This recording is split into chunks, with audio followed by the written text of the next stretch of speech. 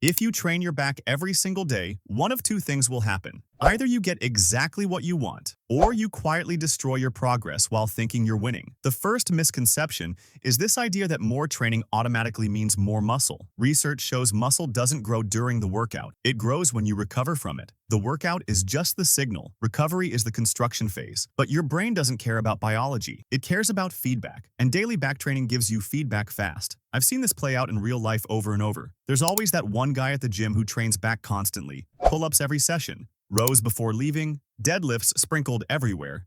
For the first few months, he looks unstoppable. Then one day, his progress just freezes. Same weights, same reps, same mirror, and he doesn't understand why. Here's the part nobody tells you. Your back can handle a lot of work, but it still needs recovery. Studies from exercise physiology show that large muscle groups actually create more systemic fatigue, not less. That means they stress your nervous system more, not just the muscle itself. So while your lats might feel okay, your recovery capacity is quietly getting crushed, and you won't notice it right away. That's the dangerous part, because the pump lies to you. Soreness lies to you. Even strength gains can lie to you at first. I once coached a guy who trained back 6 days a week. He swore it was working. His pull-up numbers went up fast. But after a while, his shoulders started hurting. Then his elbows. Then his grip felt weak even on days he didn't train arms. He thought he needed more work, but the real problem was he needed less. And this leads to the biggest question running through your head right now. Can training back every day ever work? The honest answer is yes, but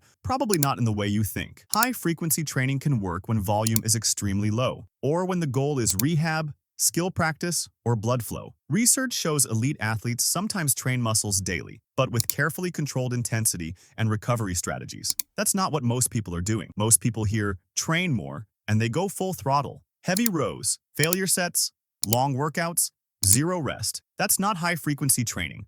That's just overuse with confidence. And here things get sneaky. Your back doesn't fail loudly at first. It fails quietly. Your posture starts to change. Your shoulders roll forward. Your chest tightens. Your neck feels stiff. You still think you're winning because your back looks decent from one angle. But from the front, your physique starts looking off. Research shows muscle imbalances between pushing and pulling muscles increase injury risk and reduce force output. In simple terms, training only your back doesn't make you stronger overall. It makes you fragile. And that brings up the biggest concern people feel but don't say out loud. Am I hurting myself without realizing it? The answer is, possibly.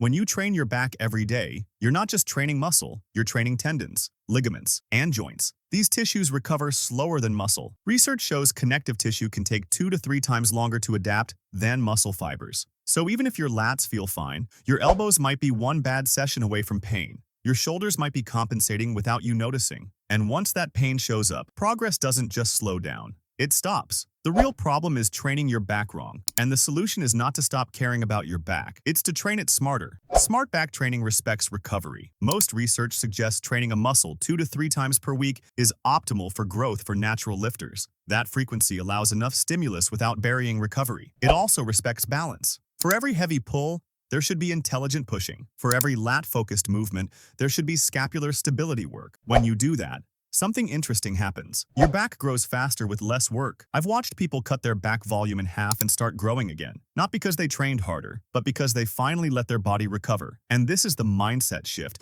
that changes everything. If you're training back every day because you think it's the shortcut to a V-taper, you're chasing the wrong lever. The real lever is quality reps, intelligent frequency, and full recovery. Here's the part that surprises most people. When you stop hammering your back daily, it often looks bigger within weeks, not smaller, because it's finally growing instead of just surviving. So, if you take one thing from this video, let it be this. Your back doesn't need more days. It needs better days. Train it with purpose, and let it recover. And if you do that, the V-taper you're chasing stops being a fantasy and starts becoming unavoidable.